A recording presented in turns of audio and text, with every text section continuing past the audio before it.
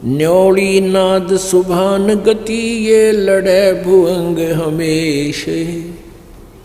जड़ी जान जगदीश है विष्णि व्यापै शेषु। अंश गमन करते नहीं ये मान सरोवर छाड़।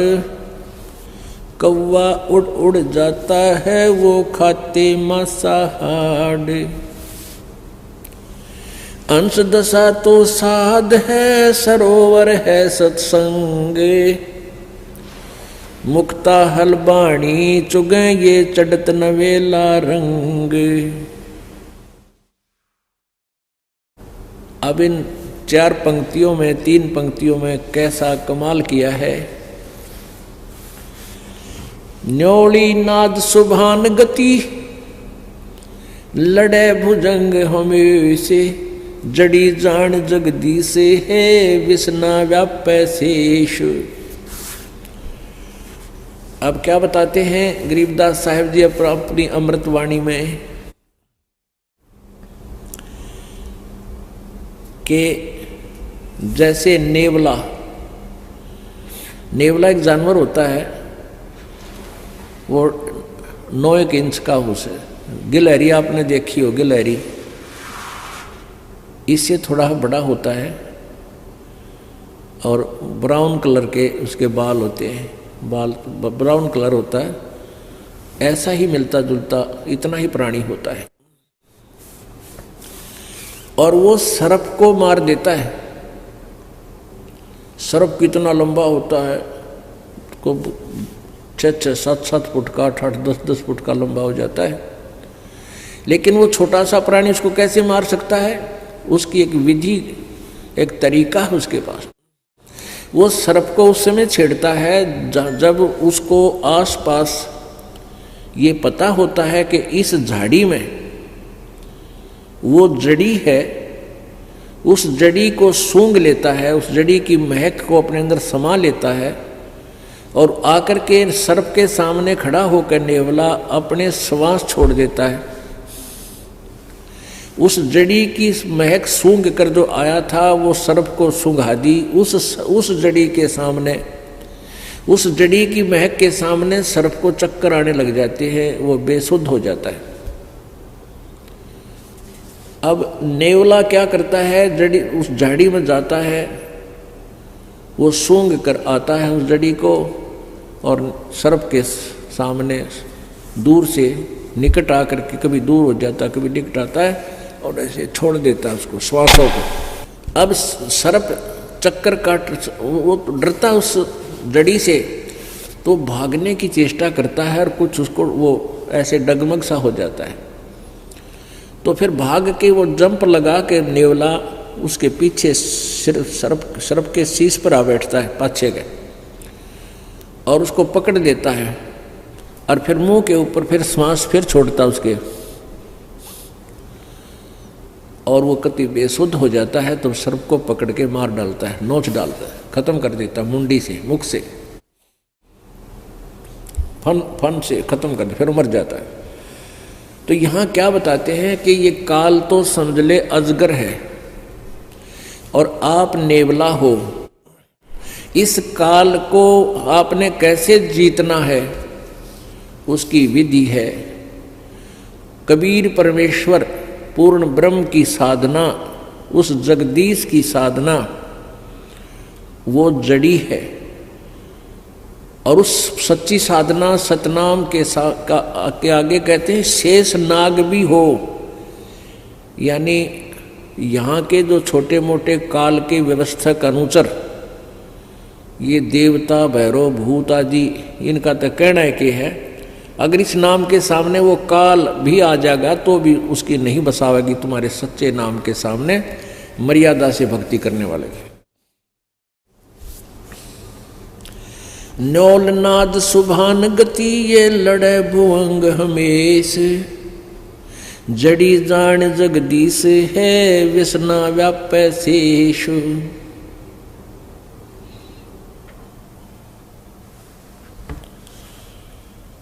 और फिर क्या उदाहरण दिया है, अंश गवन करते नहीं ये मान सरोवर छाड़े, कौवे उड़ उड़ जाते हैं ये खाते मांसाहारे।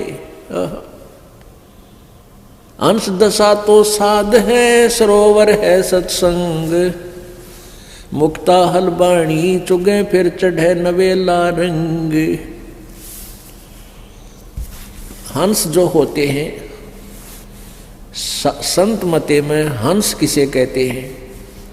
हंस वो भक्त है जिसने दूध और पानी छान लिया, यानी सत्य असत्य का जिसने निर्णय कर लिया।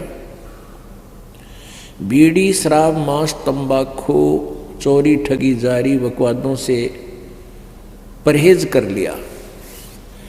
एक हंस पक्षी होता है, आपने बुगला बहुत देखे होंगे, बुगले जो तालाबों के आसपास रहते हैं और वहाँ मछलियाँ खाते हैं, मछली उनने कुछ भी पा जा, गोगे पा जा, वो कीड़े मोकड़े हारन जैसे शंख जैसे उसके अंदर मांस सा होता जीव, उसको खा जा। कौवे भी ऐसे खाते हैं, कौवे भी मांस खाते हैं, कोई मछली ठहगी उसने छोड़ा नहीं है, ऐसे कीड़े मकोड़े खाते हैं। तो कहने का भाव ये है कि जो हंस होता है, हंस पक्षी, वो उस मान सरोवर को जहाँ पर मोती होते हैं वो मोती खाता है, और बुगले जैसा होता है, अन्य पक्षियों जैसा ही प्राणी है, लेकिन वो मच्छी नहीं खाता, घोगे नहीं खाता, कीड़े मकोड़े नहीं खाता, वह केवल मोती खाता है। और एक गुण है उस हंस पक्षी के अंदर, वो अगर आप उसने 1 गिलास दूध में 1 गिलास पानी डाल दो और वो दूध पी लेगा, पानी उसी पात्र में शेष छोड़ देता है। मालिक ने ऐसी कृपा, ऐसी कोई उसके अंदर गुण दिया है कि दूध और पानी को अलग कर लेता है, जल को छोड़ देता है, दूध को पी जाता है। तो पुण्यात्मा हंस उसी को कहा है जो कोई बुराई नहीं करते, चोरी ठगी नहीं करते, चोरी जारी नहीं करते, किसी की आत्मा नहीं दुखाते, बीड़ी शराब मांस तंबाकू नहीं प्रयोग करते हैं। और भाई जिन्होंने दूध और पानी छान लिया कि किस भगवान की भक्ति से कितना लाभ है और यहाँ काल के लोक में हम कितने दुखी हैं। हम स्वर्ग महास्वर्ग में भी चले गए तो भी मृत्यु होगी, जन्म मृत्यु का रोग नहीं कट सकता। तो उनको हंस कहते हैं। कहते हंस गवन करते नहीं मान सरोवर छाड़े, और कौवे उड़ उड़ जाते हैं वो खावे मांसाहारे। हंस दशा तो साध है और सरोवर है सत्संगे, मुक्ता हलबाणी चुगे फिर चढ़े नवेला रंगे। जो हंस होते हैं, अच्छी आत्मा होती है, वो सत्संग छोड़कर नहीं जाते। ये सत्संग तो समझो एक तालाब है, सरोवर है, और आप जी हंस हैं। साध सोए जो सीधा चले, सब बुराइयों को छोड़ दे, भगवान की भक्ति करे, परमात्मा में ध्यान रखे, वो साध होता है। परमात्मा बार बार कहते हैं, कहे कबीर सुनो भाई साधो, यानी हम तो साधु समझा करते हुए डले ढोवे, कान पड़वारे, दाढ़ी बढ़वारे, जंगल में धक्के खावे, वो साध नहीं है। साध तो वह जो सही भक्ति करे, सत्य भक्ति करे, बुराइयों तो बचकर है, वही मनुष्य साध है। तो क्या कहते हैं, हंस दशा तो साध है। आप जी तो हंस हैं और सरोवर है सत्संग, और यहाँ ये परमात्मा के मोक्ष मार्ग रूपी मोती आप चुग रहे हो, ग्रहण कर रहे हो, और चढ़े नवेला रंग। जितना ज्ञान सुनोगे उतनी आस्था मालिक में और उमंग बढ़ेगी। चाहे सारा संसार एक तरफ और भक्त एक तरफ, आप फिर इस ज्ञान से दूर, इस सत्संग को छोड़कर, इस दास को छोड़कर आप कहीं नहीं जा सकते। और जो यहां से छोड़कर जाते हैं उनके बारे में कहा है वो तो कौवे उड़ उड़ जाते हैं, जो खाते मांसाहार, जिन पर बुराई नहीं छूटती, लालच लोभ नहीं छूटता, वो जाया करें, वो कौवे हैं, वो हंस नहीं बने। हंस गवन करते नहीं मान सरोवर छाड़े, हंस नहीं जाया करते मान सरोवर ने छोड़कर जहाँ ऐसी मोती मिलते हैं। ये कौवे उड़ उड़ जाते हैं, वो खाते मांसाहार। हंस दशा तो संत साध है, ये सरोवर है सत्संगे, मुक्ता हलवाणी चुगे फिर चढ़े नवेला रंगे। आगे क्या बताया अमृतवाणी में, दरस परस नहीं अंतरा, दरस परस नहीं अंतरा, रोमी वस्त्र बीच, पारस लोहा एक डग, ये पलटे नहीं अबीच। अपने आत्माओं कितनी, देखो वेदों और गीता को समझना बहुत आसान है। ये परमेश्वर का जो सूक्ष्म वेद है, परमेश्वर कबीर जी की महिमा से की वाणी, गरीबदास साहेब जी को परमात्मा ने अपना ज्ञान दिया। कबीर जी ने, गरीबदास जी भी कहते हैं कि मेरा ज्ञान योग दिया खोल, कबीर परमेश्वर जी ने मेरा ज्ञान रूपी योग खोल दिया, अर्थात मुझे वो अपना ज्ञान मेरे में फीड कर दिया। अब उस ज्ञान के आधार से क्या बता रहे हैं गरीबदास साहिब जी ने, दरस परस नहीं अंतरा, अरुमी बस्तर बीच, पारस लोहा एक कडेगे पलटे नहीं अभीच। अब हंस और कौवे क्यों बन गए? हंस तो ज्ञान को समझकर समर्पित हो गए, वो तो बन गए हंस। और जिन्होंने मन दिया नहीं, सत्संग में आते रहे, बड़ी अच्छे श्रद्धालु दिखते रहे, लेकिन आस्था बनी नहीं, परमात्मा से, गुरुदेव से उनका मेल नहीं बना। मेल का अर्थ ये नहीं होता कि आप आते हो, सेवा भी करते हो, साथ भी रहते हो, सत्संग भी सुनते हो, लेकिन अंदर से जगह, अंदर से कनेक्शन नहीं बना, अंदर से कसक नहीं बनी, तो कहते हैं उनमें परिवर्तन हो को ना। जैसे एक लोहा, एक पारस नाम का पत्थर होता है, पारस, एक पारस पत्थर है, पत्थर जैसा होता है सिंपल, और उसको पहचानना सबके बस की बात नहीं, जैसे लाल को पहचानना। तो उस पारस का एक टुकड़ा पत्थर हो 1 किलो का, और उसको चाहे 100 टन लोहे का घिसा दे, एक स्थान पर टच कर दे उसको अच्छी तरह, उनका कति मेल हो जा, और फिर देखे, कहते उस पूरे के पूरे उस मांस को, मंडल को, उस एक सिरिये का ला दिया, सिरिये को गार्डर का ला दिया, गार्डर को पूरे गार्डर के गार्डर को, थाम के थाम को सोना बना देता है। लेकिन कहते हैं परमात्मा लिखा पारस लोहा, दरस परस नहीं अंतरा, अरुमी वस्त्र बीच। अब लोहा और पारस कति साथ साथ रखे हैं, और उन दोनों के टच होने में एक बिल्कुल इतना भी स्थान रह गया ना, जैसे कहते हैं रोमी वस्त्र, जैसे बाल, ये बाल है रोमकूप का, यानी बाल जितनी भी आपस में दूरी रहेगी, या बिल्कुल पतली सी जो वायल होती हैं बहनें ओढ़ती हैं, या पतली चादर मुलमुल का कपड़ा, कहती ये भी इतना भी बीच में कपड़ा आर पार हो जाए, इतना भी डिफरेंस आपस में रहा, मिलन नहीं हुआ, चाहे कितने दिन पास रखे रहो लोहा और पारस, उसमें परिवर्तन नहीं हो सकता।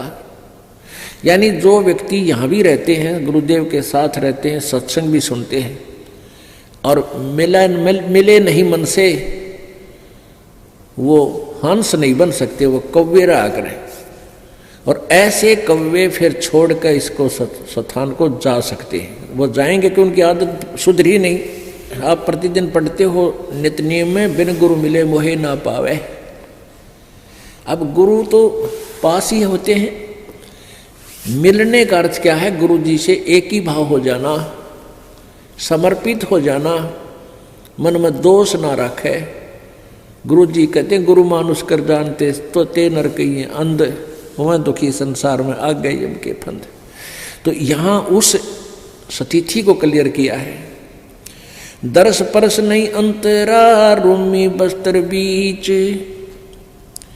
और पारस लोहा एक डिग वो पलटे नहीं अभीचो। चार मुक्ति बैकुंठे बटे सप्तपुरी सैलान, आगे धाम कबीर का हंस न पावे जान। अब गरीबदास साहेब जी बता रहे हैं चार मुक्ति बैकुंठ तक की दौड़ है, और सपतपुरी ऊपर अलग से एक अलग 7 ऐसे इकट्ठा ग्रुप है, 7 उनका नगरी बनी हुई है, उनका एक एक राजा बनाया जाता है जो अच्छी आत्माएं होती हैं। कहते ये चौथी मुक्ति जो तुम साधना करते हो मैक्सिमम 4 मुक्ति प्राप्त होंगी, और वहाँ इन 7 नगरियों के राजा भी बन सकते हो कभी कभी, कोई किसी का कोई किसी का। इनसे आगे धाम कबीर का, आगे ऊपर हंस न पावे जान, यानी अच्छी आत्मा भी है, भक्ति भी कर रहे हैं, लेकिन गुरु जी से विमुख हो गए, वो फिर आगे नहीं जा सकते। कहते इन बातें क्या पाई ये कर सतगुरु नजर निहाल, यानी गुरु जी की आवश्यकता, गुरु जी का सहयोग, गुरु जी को के चरण शरण में आस्था, इनका जो है ना आखिरी श्वास तक तुम्हें सहयोग की आवश्यकता पड़ेगी। यदि आप जी इस दास के प्रति किसी कारण से भी कोई मन में दोष रखकर और दूर हो जाते हो, भक्ति भी कर रहे हो, फिर आगे नहीं जा सकते, क्योंकि आप इस दास के सेवक को, अनुयायी को, इस दास से प्राप्त इस लाइसेंस को, यानी पासपोर्ट जिसने मिल गया, मंत्र मिल गया, जाप मिला, नाम मिला, उस शिष्य को त्रिकुटी पर जाकर परमात्मा इस दास के रूप में मिलेगा।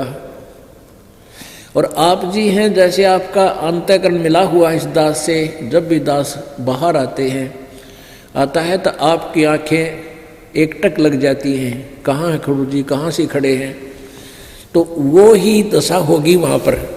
और जिनके अंदर दोष होगा, चाहे वो वहाँ पर पहुँच गए हों, तो वो पीछे न टला करें, अब छोड़ 5-6 तो वहाँ उनको टाल देगा परमात्मा अपने आप। यानी जो स्वभाव आपका यहाँ बन रहा है, ये एक रिहर्सल कराई जा रही है आपकी। दास तो एक आप जैसा ही है, आपका ही भाई बहन बच्चा, आपका गुरु ला लो, लेकिन इस दास को आपने परमात्मा समझ के अपना भाव बनाना है उस मालिक के चरणों में पहुंचने के लिए। ये एक इक्वेशन है, ये एक फार्मूला है परमात्मा के पाने का। कहते हैं जैसे एक गणित का एक प्रश्न आता है जिसमें मूलधन ज्ञात करना होता है, वो ऋण का होता है। तो मूलधन ज्ञात करने के लिए उसमें क्या मानना पड़ता है? मान लीजिए मूलधन 100 रुपये। उस ओरिजिनल मूलधन, वास्तविक मूलधन को प्राप्त करने के लिए, यानी प्रश्न का हल करने के लिए, सफल होने के लिए, पास होने के लिए, हमने सबसे पहले मानना पड़ता, मान लीजिए मूलधन 100 रुपये, और फिर उससे हम उस वास्तविक मूलधन को प्राप्त करेंगे। वो 100 रुपये बहुत कम राशि होती है, और वास्तविक मूलधन करोड़ों में होता है, लेकिन करोड़ों वाला मूलधन पाने के लिए 100 रुपये मूलधन मानना पड़ेगा। इसी प्रकार ये दास को इसी स्थिति में समझो, मान लो गुरुजी भगवान, दास भगवान नहीं, दास है, लेकिन आप जी को ये फार्मूला लाना पड़ेगा। और गुरुजी यहाँ भगवान है, और भगवान इस दास के पास सामने हो, तो आपकी कैसी बोली, कैसा रहना, कैसे विचार, जिस उस परम शक्ति को हम मिलने जा रहे हैं, जिस महबूब से हम मिलने की तैयारी कर रहे हैं, और वो सामने खड़ा होगा, तो हमारी कैसी गतिविधि हो, कैसा हृदय में जगह हो, किस प्रकार का आचरण हो, तो ये आपने इस दास के साथ रिहर्सल करके बनानी पड़ेगी। यहां कोई भी है, इस दास को आप आओगे, आते हो, मिलते हो, तो ये सोचे कि हम भगवान से मिलने चले हैं, क्योंकि वहां त्रिकुटी पर आप जाओगे, इस दास के रूप में मालिक बैठे मिलेंगे और आपके मन में, क्योंकि वहां तो किसी कहने की जरूरत को नहीं, आपके अंतःकरण की अलग से अब आपके माथे पर बोर्ड लग जाएगा कि इसमें कितना दोष है, इसमें कितना दोष है, रिजेक्ट हो जाओगे वापस। और जो पास हो गए वो पास हो गए। जिन्होंने गुरु जी को जैसा यहां आपका मेरे प्रति व्यवहार है, दास के भगवान के प्रति आपका ऐसा ही होगा। तो यहां क्या बता रहे हैं, चार मुक्ति बैकुंठ बट सप्तपुरी सैलान, आगे धाम कबीर का हंस न पावे जान।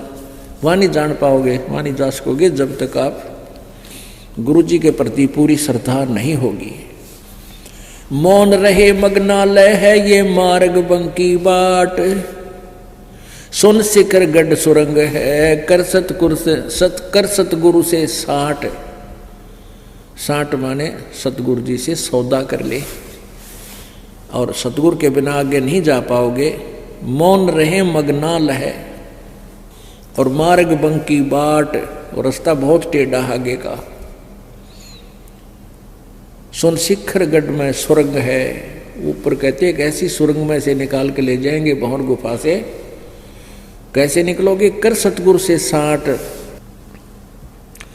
9 लख नानक नादे में ये 10 लख गोरख तीर, लाख दत्त संगी सदा ये चरणों चरच कबीर। अब कबीर परमेश्वर की महिमा गरीबदास जी बताते हैं, 9 लख नानक नाद में और 10 लख गोरख तीर, लाख दत्त संगी सदा और चरणों चरच कबीर। क्या बताते हैं कि 9 लख नानक नाद में, हो नानक जैसे महापुरुष पुण्यात्मा 9 लाख नानक नाद में, यानी इसी सी आत्मा तो लाखों हैं परमात्मा के चरण जो पार हुई हैं। और 9 लख नानक नाद में 10 लख गोरख तीर, और गोरख जैसे सिद्ध पुरुष परमात्मा ने यानी उनके सामने आकर के उनको भी अपनी हार माननी पड़ी और सतमार्ग ग्रहण करना पड़ा।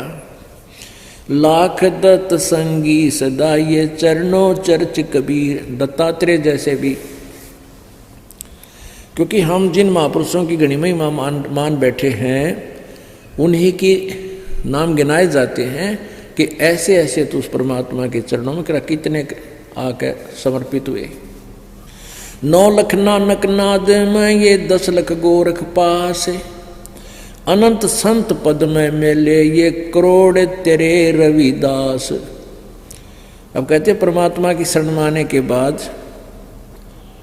अनंत संत भक्त आत्मा सतलोक प्राप्त करिए, बहुत गुणे असंख्य, और करोड़ों रविदास जैसी पुण्य आत्मा भी करोड़ों पार हो। इस उस तरह यानी जिस क्रिया में, जैसे रविदास जी कबीर जी के साथ बहुत निकट रहते थे, उनको पहचान चुके थे, कहते इसे संत भगत भी बहुत कबीर जी के हुए हैं और वो इस तरह भी पार हुए हैं। गोरख जैसे आकर वाद विवाद किया उन्होंने, फिर ज्ञान ग्रहण किया, इसे भी बहुत हैं जो परमात्मा के चरणों में लगे हैं। नानक जी जैसे भी को पार किया, जैसे बेई नदी से ले गए उनके ऊपर शरीर को, आत्मा को सतलोक दिखा, सचखंड दिखा के छोड़ा, फिर भगवान को पहचाना। कहते ऐसे ऐसे इस तरीके से भी अपने बहुत से पार किए हैं। रामानंद से लक्ष गुरु ये तारे सिसके भाई, और चेलों की गिनती नहीं जो पद में रहे समाये। कहते रामानंद से लक्ष गुरु, अब रामानंद जैसी आत्मा भी कहते हैं उनका शिष्य बने भगवान, उनको इस तरीके से पार कर दिया। और चेल्या की तो गिनती नहीं जो सीधे नाम लेकर पार हो गए, जो मालिक के पद में रहे समाये, यानी सतलोक में भेज दिए। बोलो सतगुरुदेव।